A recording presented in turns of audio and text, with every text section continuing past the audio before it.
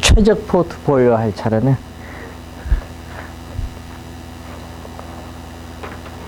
자, 181쪽이 되어 있습니다. 자, 이 최적 포트폴리오의 선택과 관련해서 이 포트폴리오 이론은 위험 회피형 투자자를 전제로 하고 있습니다. 자, 그래서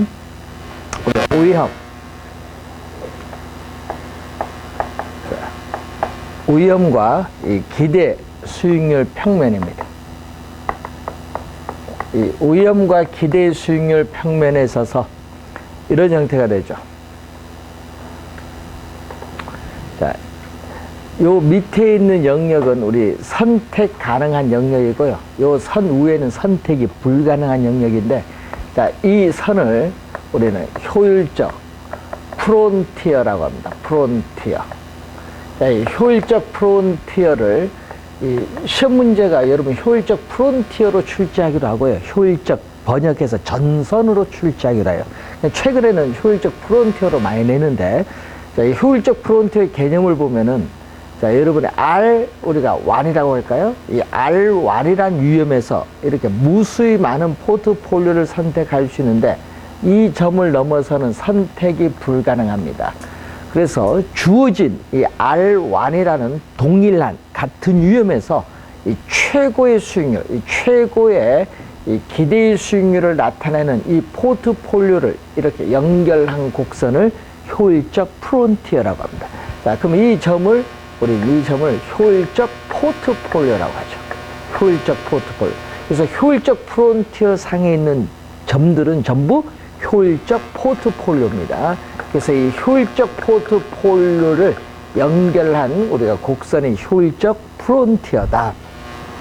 자, 그래서 이 효율적 전선은 오른쪽 위로 올라가죠. 우상향하고 있어요. 오른쪽 위로 올라가는 이유가 뭐냐면은, 그 이유를 보면은 이 주어진 R1이라는 동일한 위험에서 이게 최고의 기대의 수익률을 나타내는 포트폴리오인데, 이보다 더 높은 수익률을 얻기 위해서는 R1이라는 위험에서는 안 되고 위험을 더 부담을 해야 돼요. 그렇기 때문에 효율적 전선은 우상향할 수밖에 없다는 겁니다. 자, 그러면은, 자, 이 내용에서 우리가 이런 형태가 되겠죠. 여기에 바로 뭐죠? 투자자의 위험에 대한 태도를 나타내는 무차별 곡선이다. 자, 이 투자자의 위험에 대한 태도를 나타내는 무차별 곡선인데, 무차별 곡선이 이 위험축에 대해서 이렇게 볼록하면은 위험 회피형 투자자입니다. 자, 그때 이 무차별 곡선에 우리가 기울기가 완만하면은, 무차별 곡선의 기울기가 완만하면은 공격적인 우리가 회피형 투자자다. 자, 그러면 이 공격적인 위험 회피형 투자자라고 하고, 이렇게 무차별 곡선의 기울기가 이렇게 급하다. 자, 무차별 곡선의 기울기가 이렇게 급하면은 이것은 바로 뭐가 되죠?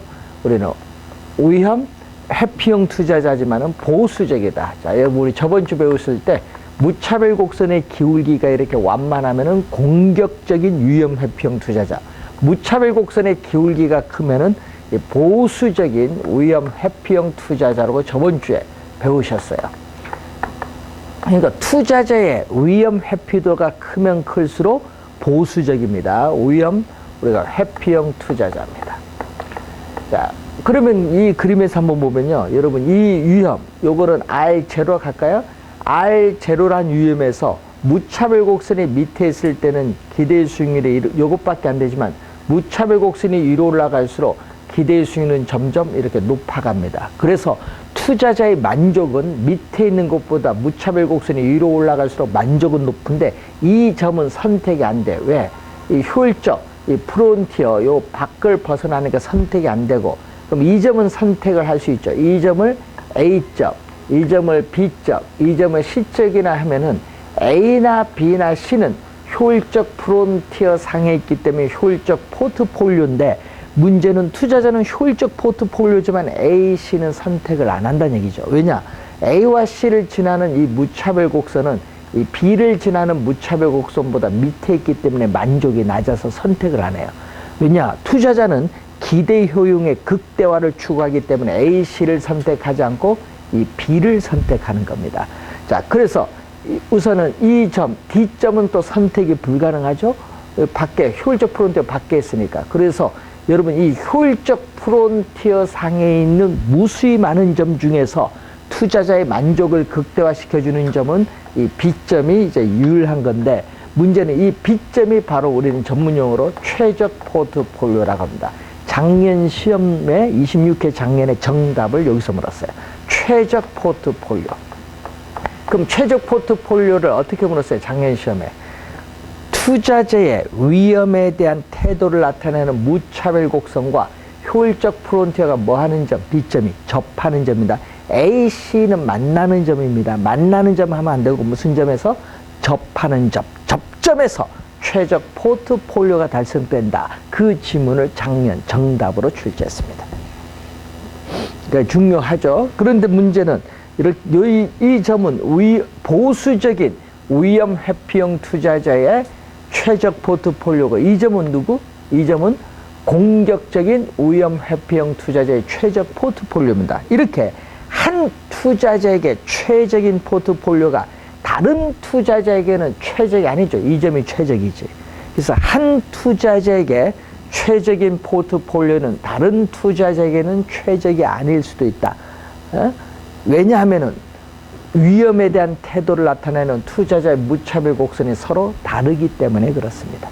그래서 여러분이 이 관련돼서 내용 다시 한번 확인을 해 두시면 되겠고요. 자, 180 우리가 2페이지에 보시면은 거기 밑에 박스 문제 바로 위에 보면은 부동산은 위치가 고정되어 있을지라도 부동산의 위치에 따르는 지역별, 부동산의 유형별, 부동산 가격별로 부동산도 다양하게 포트폴리오를 구성할 수 있다는 거. 벌써 2번 출제된 지문이 되겠습니다. 한번 확인해 두시고요.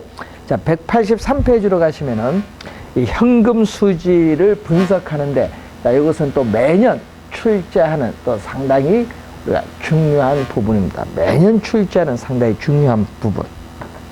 그래서 잘 여러분이 이해를 또 해둬야 될 중요한 부분인데, 시험에 계속 출제를 하고 있죠.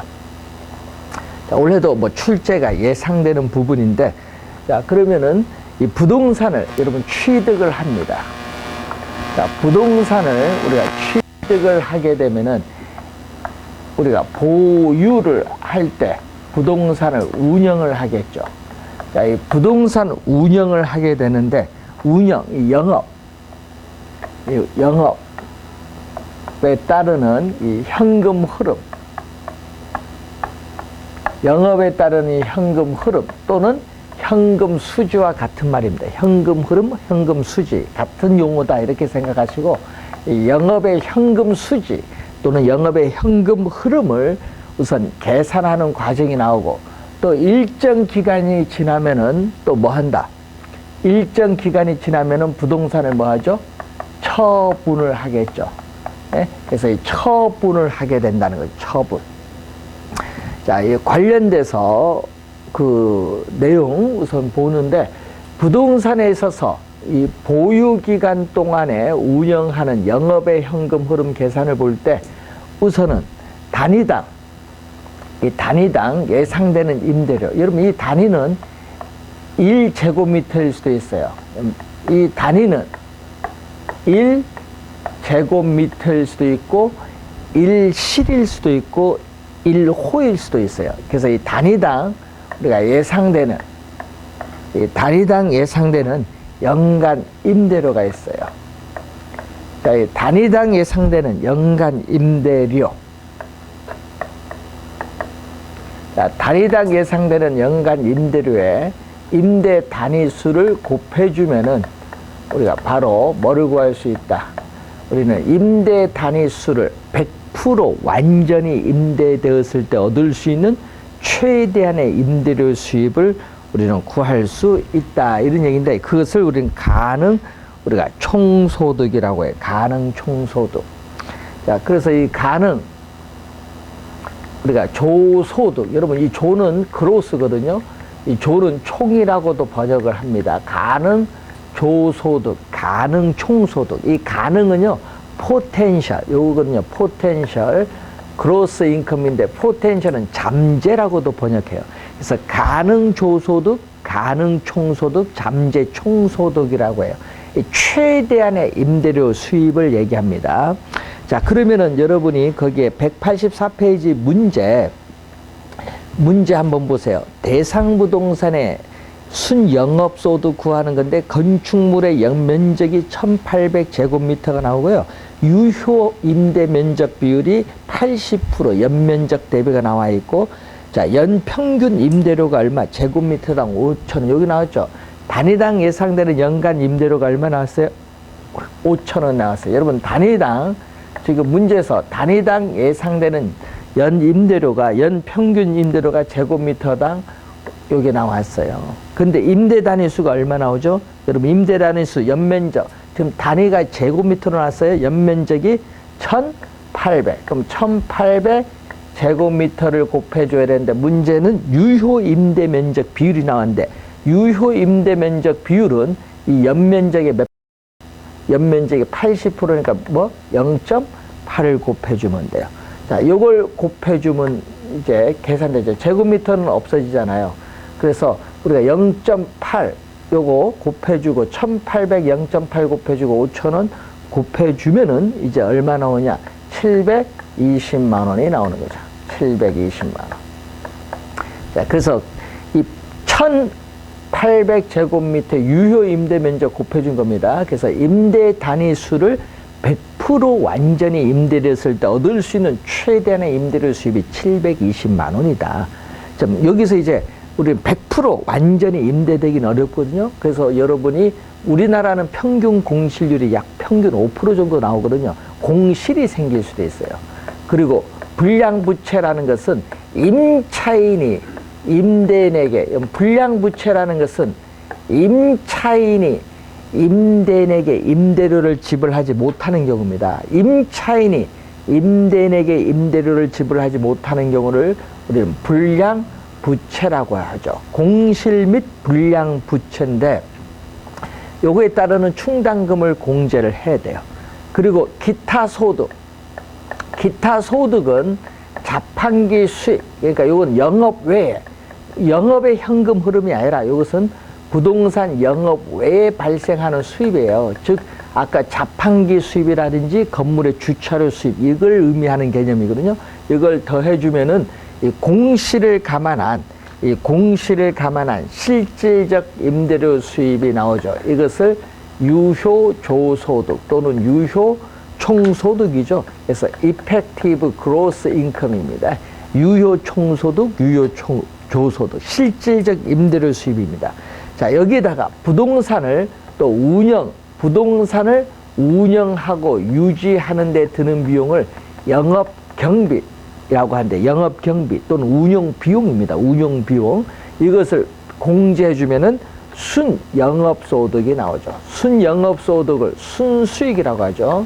이 순영업소득을 우리는 순수익이라고 해요. 그래서 여러분이 네트 오퍼레이팅 인컴에서 순운영 수익 또는 순영업소득 순수익인데, 자, 주의해야 될 것은 이 영업경비에는 뭐가 있어요? 영업경비에는 재산세. 여러분, 재산세는 영업경비에 들어가는데 소득세는 안 들어갑니다. 자, 소득세는 영업경비에 포함되지 않는다. 그리고 또 건물에 있어서의 화재보험료 있죠. 화재보험료도 영업경비에 포함되고요. 그리고 유지비, 뭐 관리비, 수선비, 각종 수수료, 또 각종 부담금도 포함이 되고, 또 부동산 관리회사에는 관리가 이루어졌을 때 관리인에 대한 봉급도 포함이 돼요. 그렇지만 이 영업경비에는요, 우리가 소유자, 여러분 관리인 봉급은 포함되지만은 소유자 봉급은 포함되지 않습니다. 또 개인적인 업무 비용 지출하는 거죠. 개인적인 업무 비용을 지출하는 것도 포함이 안 되고요. 이 부동산 자체의 사용에 따르는 이 감가상각 비용도 이것은 영업경비에 포함되지 않는다는 것. 그래서 시험 문제 나올 때 주의할 것, 영업경비에 포함되지 않는 부분, 포함되는 부분을 잘 구분해 두셔야 돼. 그 시험에 나오면 잘 틀리고요. 자, 그러면 이 영업소득 순수익인데, 여러분 부동산을 취득을 할 때 금융기관에 대출을 받아서 취득을 했을 경우에는 대출금에 대한 뭐를 또 빼줘야죠? 부채 서비스액. 여러분 대출금에 대한 또 부채 서비스액을 공제해 줘야 되는데, 여러분 부채 서비스액을 뭐라고 배우셨죠? 우리 저번 주에 원리금 상환액이잖아요.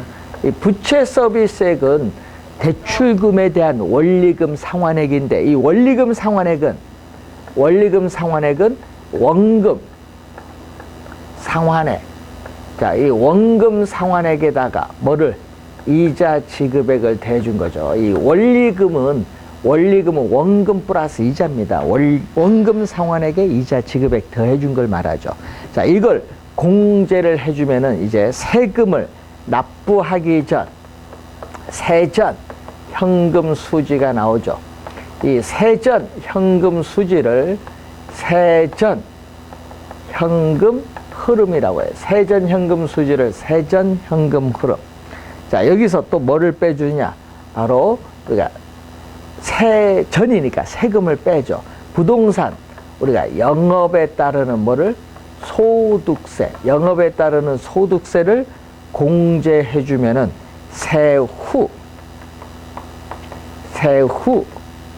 현금 수지 또는 세후 현금 흐름을 우리가 구할 수 있다. 뭐 시험에 여러분 세후 현금 수지, 현금 흐름 다 같은 용어다 이렇게 보시면 되겠습니다. 아까 있지만 현금 흐름, 현금 수지는 같은 용어로 지금 사용하고 있다 이렇게 보시면 되겠고, 요 수식 매년 출제하거든요. 그래서 잘 기억을 해 두셔야 됩니다. 자, 그러면은 이때 소득세를 또 구하는 것도 벌써 4번 출제했는데, 이 소득세와 관련해서 여러분 영업소득, 순수익이겠죠. 이 순영업소득에서 자, 여러분이 예를 들어서 아파트인 경우에 이 10년이 지나서 주방용 기구를 교체를 하고자 한다.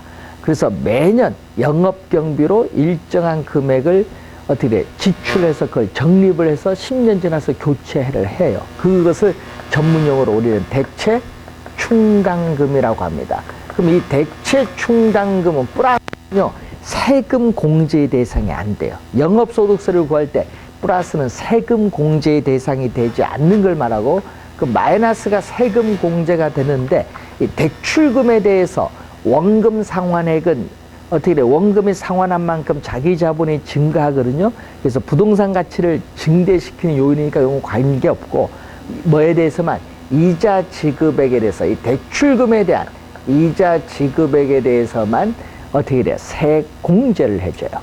또 부동산, 또 이 자체에 있어서 사용에 따른 또 감가상각 비용, 이 감가상각액을 또 세금 공제입니다. 그래서 이런 부동산 투자의 장점은 어떻게 돼요? 이자와 감가상각에 대해서 세공제가 되기 때문에 세금을 절약할 수 있는 효과가 있다 배웠어요. 세금 공제의 대상이 돼요. 그러면은 이제 과세 대상 소득이 나오고, 과세 대상 소득에 영업소득세율을 곱해주면은 부동산 우리가 영업에 따르는 소득세가 나오는데, 이 영업에 따른 소득세를 어디에? 여기에 넣어주면은 우리가 뭐를 계산할 수 있어요? 세후 현금 수지를 계산할 수 있는데, 요 두 수식을 이용한 문제를 제일 요즘 출제를 하고 있다.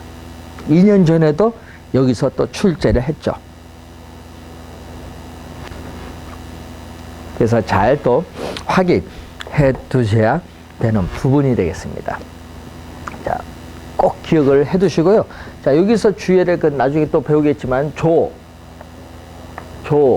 요거 조로 묶어서, 여러분 이 조에는 가능조소득, 유효조소득 두 가지가 있고, 요 순자를 여기 따와서 또 요 세전 현금 수지에서 전자를 따와요.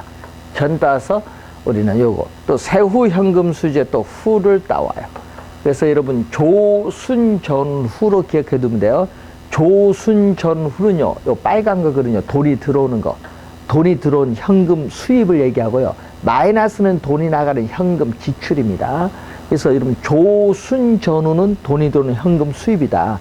이 조순전후를 잘 기억합니다. 조는 가능조소득, 유효조소득 두 가지고 수는 순영업소득, 전은 세전현금 수지, 후는 세후현금 수지. 요걸 잘 우선 기억을 해 두셔야 돼요. 그래서 시험 문제에 하여튼 출제를 원래 또 하니까 잘 보시고, 그리고 이 처분에 있어서 이 매각에 따르는 또 현금 흐름이 나오죠. 이 매각에 따르는 또 현금 흐름을 계산하는 과정. 자, 이 매각에 따르는 현금 흐름을 계산을 하는데, 이 처분한다고 또 이 처분한다고 예상했을 경우에 이 매도 가격, 매각 금액이 있겠죠? 처분한다고 예상했을 경우에 매도 가격은 매도 금액입니다. 자, 이 매도 금액에서 뭐를 빼주느냐? 매도 경비를 빼줘요. 자, 매도 경비. 매도 경비는 뭐, 여러분 중개 보수라든지 광고 비용이라든지 법적 수속에 따른 비용이죠. 이걸 빼주면은 순 매도액을 구할 수 있어요. 우리가 매도액을 구할 수 있다. 자, 그럼 순 매도액을 구할 수 있는데, 이 순 매도액에서 또 뭐를 빼주느냐? 자, 순 매도액에서 우리가 또 중도, 여러분 부동산을 취득을 해서 중도에 처분하는 경우가 많잖아요. 그렇기 때문에 중도에 처분하면은 또 미상환 저당 잔금. 자, 이 미상환 저당 잔금이라는 것은 미상환된 원금을 얘기합니다. 미상환 저당 잔금은 미상환된 원금인데, 미상환된 원금은 이 대출금액, 여러분 처음에 대출받은 금액에 이 중도 상환 시에 잔금 비율을 곱해주면은 미상환 저당 잔금, 미상환된 원금을 구할 수 있어요. 자, 이걸 빼주면은 이때 세금을 납부하기 전 투자자에게 돌아가는 금액, 지분 복귀액이죠. 세금을 납부하기 전 투자자에게 돌아가는 금액, 지분 복귀액이 나오는데, 이 세전 지분 복귀액을 우리는 세전, 이 매각에 따르는 현금 흐름, 이 세전 매각에 따른 현금 흐름이라고 하고, 세전이니까 세금을 납부해야 되는데, 이때 부동산 처분 시에 부동산 가격 상승에 따른 이득을 자본이득이라고 하는데, 이 자본이득에 대한 세금을 납부해야 된다. 우리나라에서는 이 자본이득세가 바로 양도소득세를 말합니다. 자, 이걸 납부했더니 이제 뭐가 나오죠? 세후. 세금을 납부하니까 세후 투자자에게 돌아가는 목, 세후 지분 복귀액이 나오는데, 이 세후 지분 복귀액을 우리 세후 지분 복귀액을 세후 우리가 매각에 따르는 현금 흐름이다. 자, 세후 지분 복귀액을 세후 매각에 따르는 현금 흐름이라고 하죠. 자, 관련해서 여러분이 여기에 나오는데, 요거는 뭐 여러분이 15회 시험 여기 요 수식 이용한 거는요, 계산 문제보다는 네모 안에 여기 뭐 빨간 게 뭐 노란색에 뭐 들어가냐 말로 묻는 문제가 15회 시험과 10회 시험 두 번 출제를 했고요. 그 다음에 나머지는 다 어디서 출제했어요? 나머지는 계속 여기서 출제를 계속 한 거예요. 그러니까 올해 시험도 여기서 출제가 또 예상되는 부분. 요 두 개를 반드시 기억하고 다니셔야 돼요. 올해 출제 예상되는 부분. 계산 문제 나옵니다. 그래서 이 수식은 우리가 수익 창출을 하는 수익성 부동산에 있어서 수익률을 계산할 때 전 세계 공통적으로 적용되는 수식입니다. 그러니까 상당히 출제를 안 할 수가 없습니다. 잘 기억을 또 우선 해 두셔야 될 부분이 되겠습니다. 자, 여러분 교재 188페이지로 이제 넘어가면은 부동산 투자 분석 기법이 나옵니다. 자, 이 부동산 투자 분석 기법을 보게 되면은, 자, 이 부동산 투자 분석 기법에서 크게 이 화폐의 시간 가치를 고려하는 방법이 있어요. 자, 여러분 화폐의 시간 가치를 고려한다. 고려한다, 고려하지 않는다. 요걸 시험에 진짜 많이 내요. 화폐 시간 가치를 고려하는 방법, 화폐 시간 가치를 고려하지 않는 방법. 시험에 진짜 많이 출제가 되는 부분이거든요. 그럼 화폐 시간 가치를 고려한다는 건 뭐예요?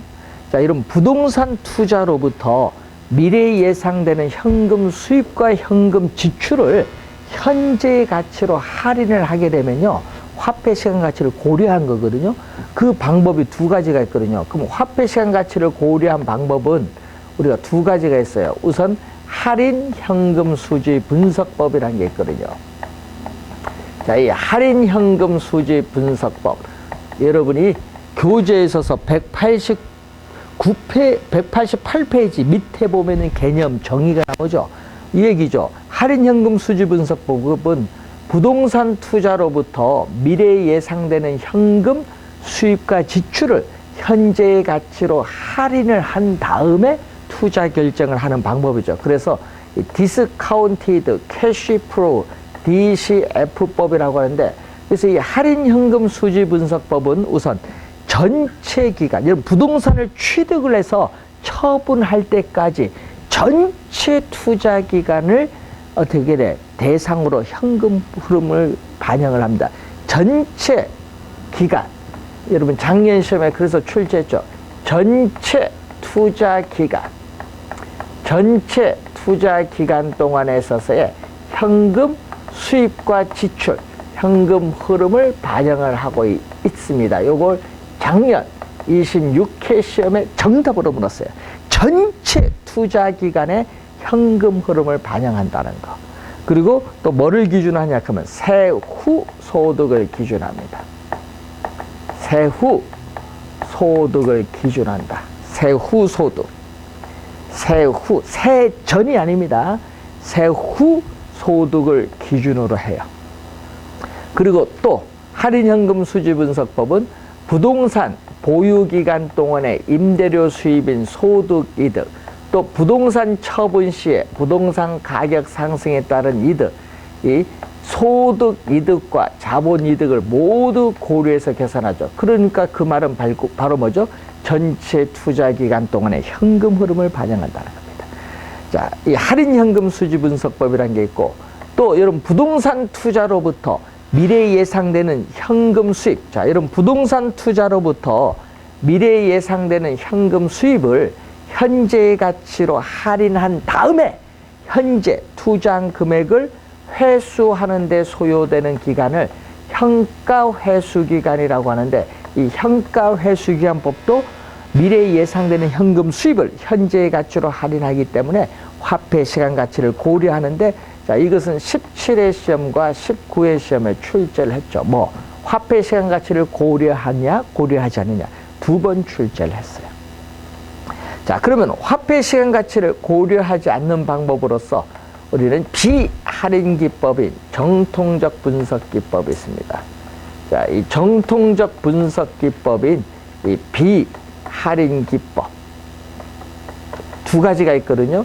단순 회수기간법, 회계적 수익률법인데 작년 시험에 이렇게 출제했거든요.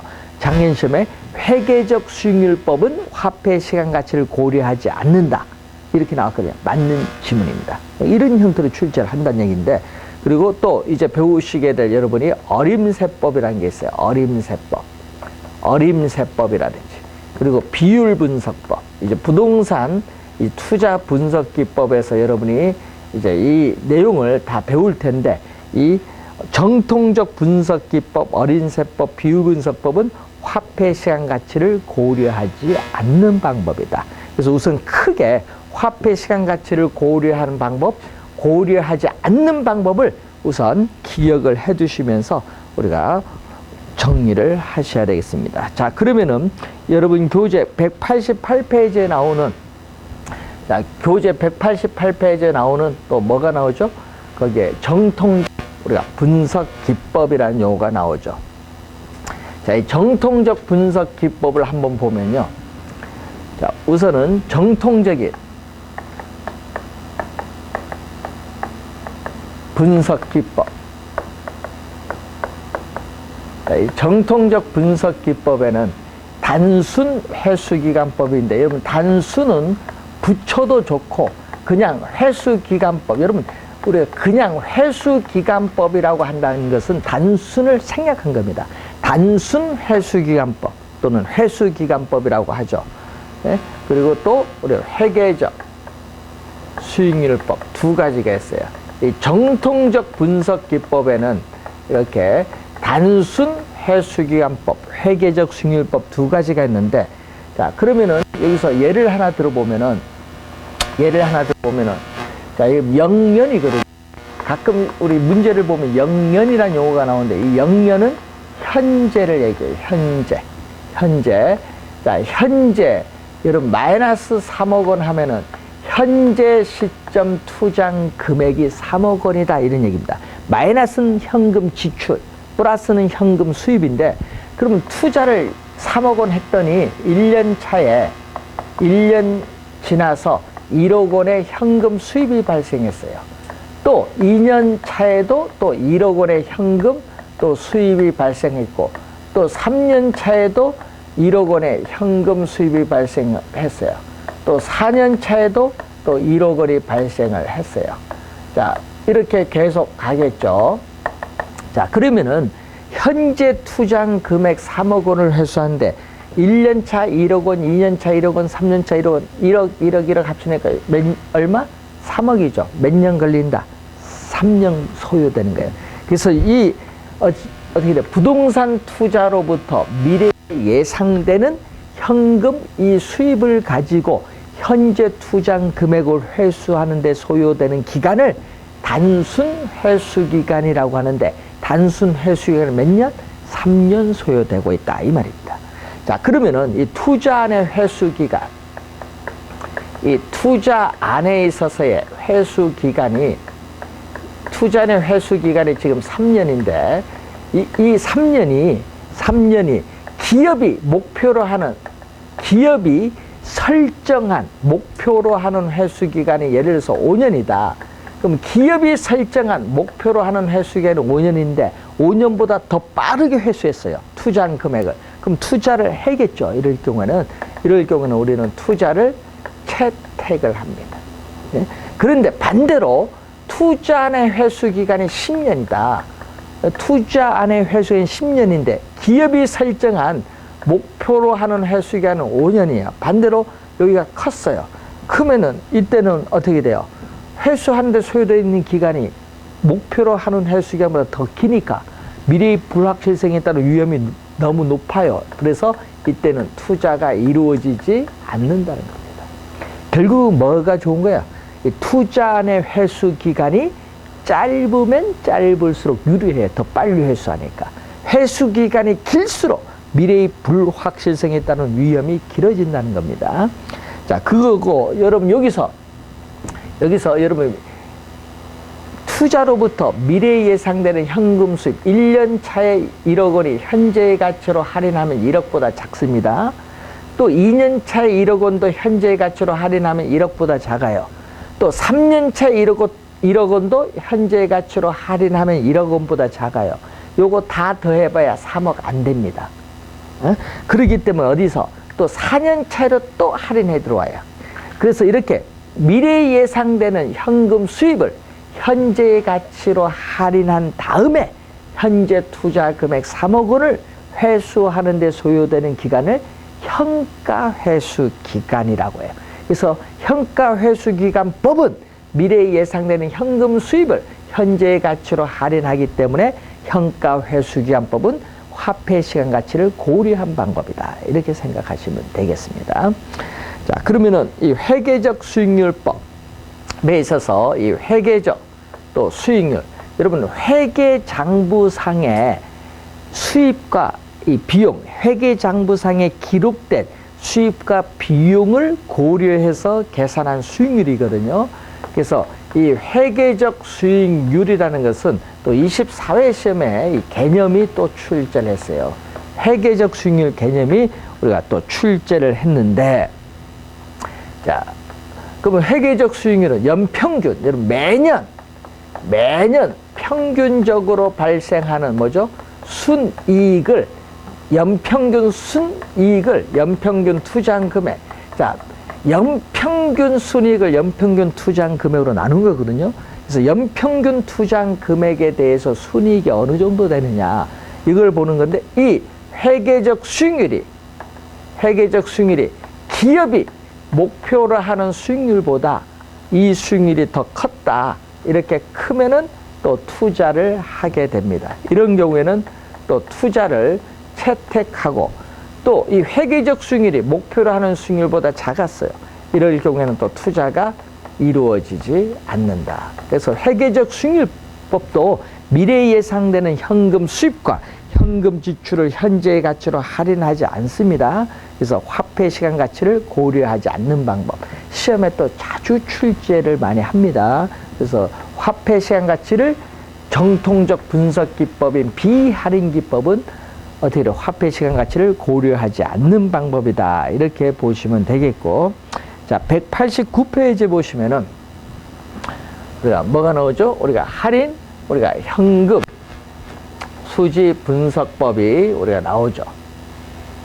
자, 이 할인 현금 수지 분석법은 크게 뭐 순현재 가치법, 수익성 지수법, 내부 수익률법이 나타나는데, 자 그러면은 이 할인 현금 수지 분석법에서 우리가 나타나는 첫 번째가 바로 우리는 순현재 가치법. 자, 순현재 가치법인데, 이 현재 가치를 뭐라고 하죠? 줄여서 현가라고 하죠. 그래서 순현재 가치법을 순현가법이라고 합니다. 그래서 net죠. net present value라고 해서 약어로 NPV법이라고 해요. 순현재 가치법, 순현가법 또는 NPV법이라고 해요. 자, 우선 개념도 한 3번 출제를 했는데, 이 개념을 보면은, 자, 순현재 가치법의 개념을 보면은 부동산 투자로부터 장래 예상되는 세후 소득, 세후입니다. 세후 소득의 현재 가치의 합계와 처음에 투자 비용으로 지출한 지분의 현재 가치 합계를 비교해서 투자 결정을 하는 방법입니다. 그 개념을 수식으로 한번 써보면요, 이 수식이거든요. 그 수식을 한번 써보면은 순현가, 순현재 가치, NPV는 자 부동산 투자로부터 장래 예상되는 현금 유입에 있어서의 현재 가치, 이 현재 가치, 현금 유입의 현재 가치를 우리는 약어로 PV라고 하고, 또 부동산 투자로부터 장래 예상되는 이 현금 또 유출에 있어서의 현재 가치를 현재 투자한 금액 I로 표현하는데, 문제는 이것을 빼주죠. 빼준 것을 순현가다. 자, 항상 여러분이 여기 우리 할인 현금 수지 분석법에는 투자를 할 거냐 안 할 거냐, 투자의 판단 시점은 항상 무슨 시점에서? 현재 시점에서 판단을 한다는 걸 기억을 해 두시면 되겠고, 이때 현금 유입, 요 현금 유입을 우리 뭐라고도 하죠? 뭐 수입이죠, 수입. 현금 유입을 수입이고, 현금 유출은 뭐죠? 뭐 비용이겠지. 현금 유출은 비용입니다. 수입의 현가, 비용의 현가라, 이런 얘기죠, 결국은. 이때 현금 유출은 뭐죠? 현금 유출은 바로 지분, 여러분 투자한 자기 자본입니다. 여러분 투자한 자기 자본을 뭐라고 해요? 지분 투자액이잖아요. 그러니까 뭐가 아니죠?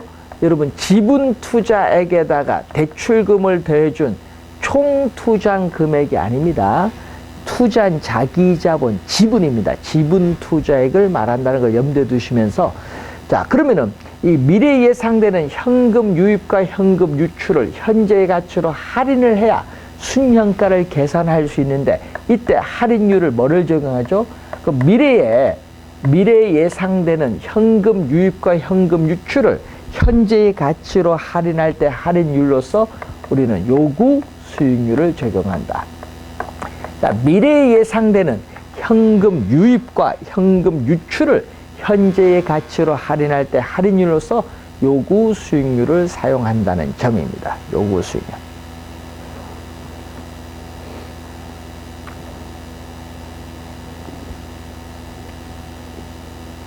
자, 요구 수익률 사용한다. 그래서 여러분 독립적 투자안이라는 게 있거든요. 독립적이라는 것은 한 투자안의 의사결정이 다른 투자안에는 아무런 영향을 미치지 않는 것. 독립적인 투자안이라든지 또 투자안이 하나밖에 없다. 단일 투자안이다. 네? 자, 이런 경우에는 순현가가 0보다 크면은요, 현금 유입의 현가가 현금 유출의 현가보다 크거든요. 이 경우에는 투자를 채택을 하죠. 투자를 채택을 하고, 순현가가 0보다 작다는 것은 현금 유입의 현가가 현금 유출의 현가보다 작아요. 이때는 어떻게 돼요? 투자가 이루어지지 않는다. 또 투자를 할 거냐 안 할 거냐 기준인데, 뭐를 기준으로? 0을 기준으로 판단합니다. 0보다 큰가 작은가 긋고 판단하죠. 뭐가 1이 아니다. 여러분 시험에 또 1로 많이 내거든요. 0을 기준으로 투자를 할 것인가 안 할 것인가를 판단해요. 1을 기준으로 판단하는 것이 아니라는 것. 자, 1을 기준으로 판단하는 것이 아니다. 0을 기준으로 판단하는 개념. 자, 독립적 투자안, 단일 투자안에 대한 그러한 문제를 얘기하는 거죠. 그런데 또 상호 배타적 투자이라는 게 있거든요. 그러면 상호 배타적 투자이라는 것은 여러분이 순현가가 0보다 큰 투자안 중에서 순현가가 가장 큰 투자안을 선택을 하는 거죠. 즉 가장 큰 투자안을 선택하면은 나머지 투자는 다 배제시키는 것을 상호 배타적 투자입니다. 그래서 여러분이 두 가지 경우를 봤습니다. 그래서 여러분이 잘 확인해 두시기 바라고요. 자, 그리고 순현가법에서는 이런 것도 있거든요. 자, A 투자안의 순현재 가치가 1억 원입니다. A 투자안의 순현재 가치가 1억 원이고, 또 B에 투자했을 경우에 순현재 가치가 2억 원이다. 그러면은 우리가 A와 B에 동시에 투자했다. 여러분 A와 B에 각각이 아니라 동시에 투자했을 때 순현가가 요게 3억 원이 돼요. 그러니까 요게 두 개 더해준 금액이 요거와 같다는 얘기예요. 왜? 금액으로 표현되기 때문에. 그래서 순현가법, 이걸 뭐라고 하냐면 가치 합산의 법칙이라고 해요. 이 가치 합산의 법칙 또는 가치 가산의 법칙, 가치 가산의 법칙, 가치 합산의 법칙이 성립을 한다는 거죠. 그리고 여러분 좀 이따 또 배우겠지만은 순현가법은 항상 투자자의 부재산인데, 이 투자자의 이 부재산을 항상 우리는 극대화시켜 줍니다. 순현가법은 투자자의 웰스 재산을 항상 극대화시켜 주는 방법입니다. 그래서 우리 시험 문제 나올 때 25회 시험에 또 출제를 했었죠. 25회 시험은 요걸 출제했었죠. 자, 일반적으로 이 순현가법, 일반적으로 순현가법이 내부 수익률법, 일반적으로 순현가법이 이 내부 수익률법보다 이론적으로 우월하다는 것을 우리는 25회 시험에 또 출제를 또 했었죠. 일반적으로 순현가법이 내부 수익률법보다 이론적으로 우월한데, 우월한 이유는 우리가 다음 시간에 좀 자세히 배울 텐데, 그래서 한번 잘 확인을 해 두시고, 자, 이 할인율로서 요구 수익률인데, 요구 수익률은 이미 배웠죠.